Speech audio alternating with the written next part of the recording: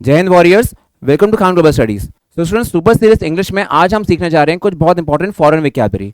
इन foreign vocabulary में कुछ बहुत ऐसे वर्ड्स हैं जो एग्जाम में आते हैं, जरा नोट करना मत भूलिएगा इसे। सबसे पहले हम सीखते हैं de facto, de jure, then again हम सीखेंगे प्राइमा फेसिया एंड उसके बाद पर से के बारे में। सारी डेफिनेशंस नोट करना जरूरी है, तो ध्यान से समझिए और बाद में इसके नोट्स बनाइए।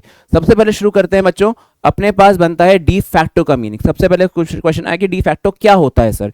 तो de facto refers to the person who holds the actual executive power and makes the real decision even if someone else is representing him in the office, या फिर हो सकता है किसी ऐसी ऑर्गेनाइजेशन के अंदर देखा जाए जहां पे जो चेयरपर्सन है he is the face of the company, जो रियल पावर होती है किसी और के हाथ में होती है। जैसे अगर एग्जांपल मैं बनाऊं प्राइम मिनिस्टर ऑफ इंडिया का, तो prime minister of India is the de facto head of all three bodies, जैसे कि NITI Aayog, national integration council and the Indian board of wild life. मतलब यहां पे एक चेयरपर्सन जरूर होगा, लेकिन जो रियल अथॉरिटी वेस्ट करती है, it vest in the hand of the prime minister of the country. तो prime minister of the country is the de facto head of these organisations. अगले वर्ड पे आते हैं। अगला वर्ड हमारे पास आता है, बहुत इंपॉर्टेंट अगेन, डी ज्यूरे। अब डी ज्यूरे डी फैक्टो का बिल्कुल ऑपोजिट है। यहाँ पे आपको देखो, जो पर्सन रिप्रेजेंट कर रहा था ना एज अ मेंबर, जो कह सकते हैं कि यहाँ पे chairperson as a face of the company है, लेकिन रियल अथॉरिटी तो किसी और के पास है, तो जो चेयर पर्सन है तो वो क्या बन गया आपके पास, डी ज्यूरे बन गया। इसको बाय लॉ बोलते हैं।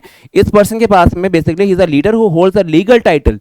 लीगल टाइटल तो इसके पास है, ठीक है। He holds a right to power, जैसे एक कॉन्स्टिट्यूशनल मोनार्की के अंदर एक मोनार्क होता है, लेकिन इसके साथ में जो डी फैक्टो लीडर होता है उसके पास तो रियल पावर है, जो अथॉरिटी मेकिंग, जिसका ना अथॉरिटी डिसीजन मेकिंग की होती है, वो रियल पर्सन होता है।